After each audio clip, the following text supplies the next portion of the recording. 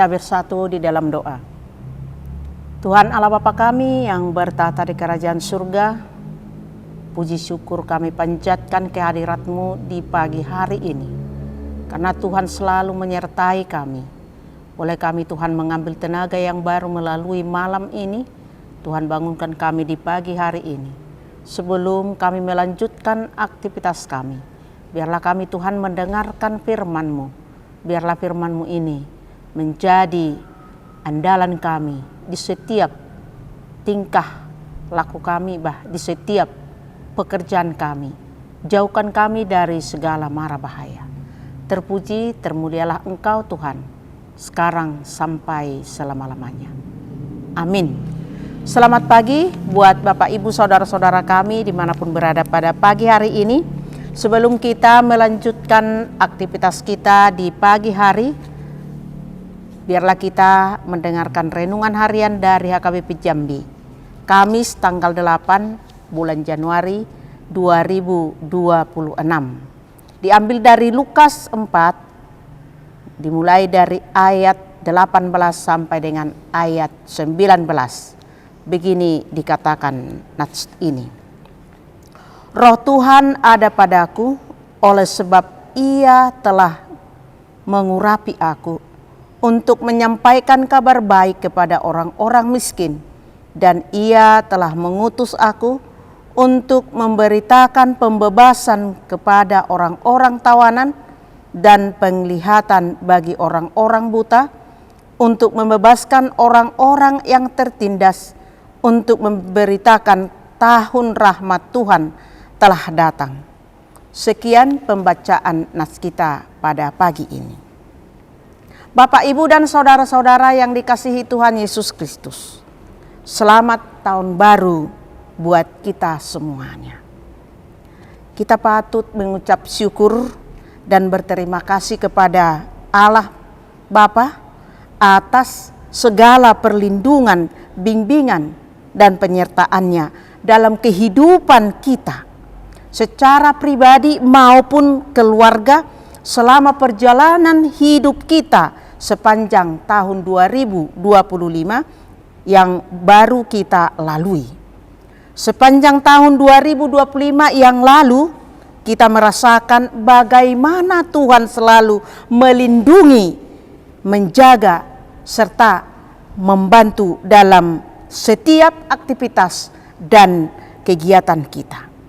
Hanya atas izin dan restu Tuhan sajalah kita dapat memasuki tahun-tahun baru atau tahun baru tahun 2026 itu.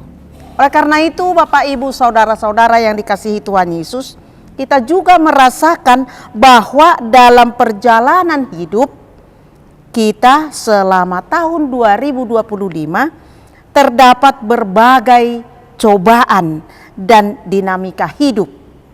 Peristiwa yang terjadi bisa saja tidak sesuai dengan harapan kita, sehingga membuat kita sedih dan berduka, bahkan membuat kita seolah-olah tidak berdaya.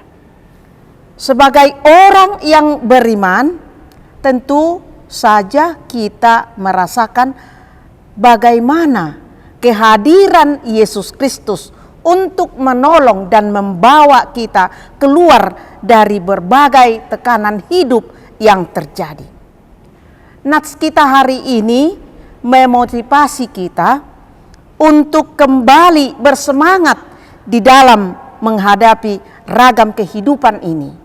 Karena Allah sendiri yang bekerja di dalam diri manusia itu untuk melakukan pekerjaan belas kasihan, terutama nats ini menjadi kabar baik bagi orang-orang yang terpinggirkan, yang disepelekan. Itulah rencana dan tujuan kedatangan Tuhan Yesus ke tengah-tengah dunia ini adalah untuk merealisasikan tahun rahmat Tuhan. Adapun rahmat Tuhan itu adalah kabar baik kepada orang miskin, membebaskan orang yang tertawan, membuat orang buta menjadi melihat, membebaskan yang tertindas. Bahwa tahun rahmat Tuhan itu akan dieksekusi oleh Tuhan Yesus sendiri. Tuhan Yesuslah yang diutus Allah menjadi eksekutor. Itulah menjadi eksekutor kita. Adapun tahapan-tahapan yang dilaksanakan atau dilakukan Tuhan Yesus ialah melalui pemberitaan kabar baik tentang keselamatan yang akan diterima setiap orang yang mau menerima Dia sebagai Tuhan dan Juru Selamat. Tuhan Yesus juga memberi makan banyak orang, menyembuhkan yang sakit, menghidupkan orang mati, mengusir setan, dan lain sebagainya. Itu semua dilakukan Tuhan Yesus karena Roh Kudus ada padanya. Saudara-saudaraku yang dikasihi Tuhan Yesus Kristus, gereja adalah tubuh Kristus yang nampak di tengah-tengah dunia ini. Gereja adalah persekutuan orang-orang kudus yang telah dikuduskan oleh Roh Kudus yang hanya percaya pada Tuhan Yesus. Karena itu, gereja terpanggil untuk bersaksi tentang tahun rahmat Tuhan yang telah datang melalui pelayanan diakonia. Adapun pekerjaan diakonia itu adalah untuk melayani orang-orang yang miskin supaya mereka dapat berkarya sendiri. Diakonia salah satu dari tritunggal atau tritugas panggilan gereja. Diakonia salah satu dari tritugas panggilan gereja, bertindak sebagai petugas lapangan untuk mengeksekusi semua tugas dan memberitahukan tahun rahmat Tuhan itu. Bahkan di kantor pusat atau Pengmas memberdayakan masyarakat petani, peternakan, perikanan, dan lain-lain sebagainya. Pasti panti asuhan juga sebagai tempat untuk orang yang cacat, untuk orang yang lumpuh, yatim piatu, lansia, dan lain-lain sebagainya. Pelayanan di bidang diakonia itulah sebagai ujung tombak merealisasikan tahun rahmat Tuhan. Itulah sebabnya saudara-saudaraku, gereja yang tidak berdiakonia adalah gereja yang mati. Karena itu, semua orang percaya terpanggil menjadi pelaku diakonia. Amin, kita bersatu dalam doa. Tuhan Yesus, terima kasih atas sapaan firman-Mu buat kami pada saat ini.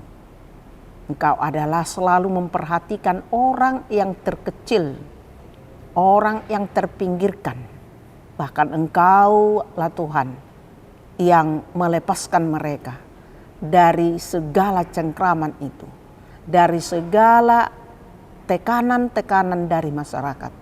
Terima kasih Yesus karena Engkau selalu memperhatikan orang yang kecil. Bahkan Tuhan pakai kami menjadi pelayan-Mu, gereja-Mu, untuk boleh memberikan berdiakonia.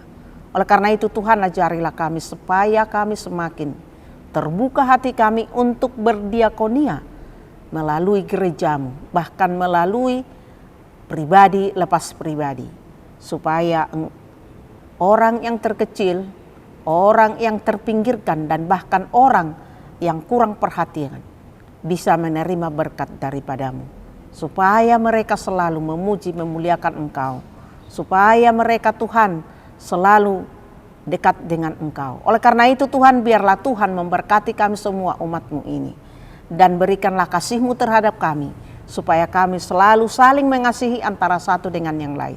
Biarlah Tuhan firman-Mu yang sudah kami dengar dapat kami laksanakan, dapat kami lakukan di setiap langkah dan pekerjaan kami.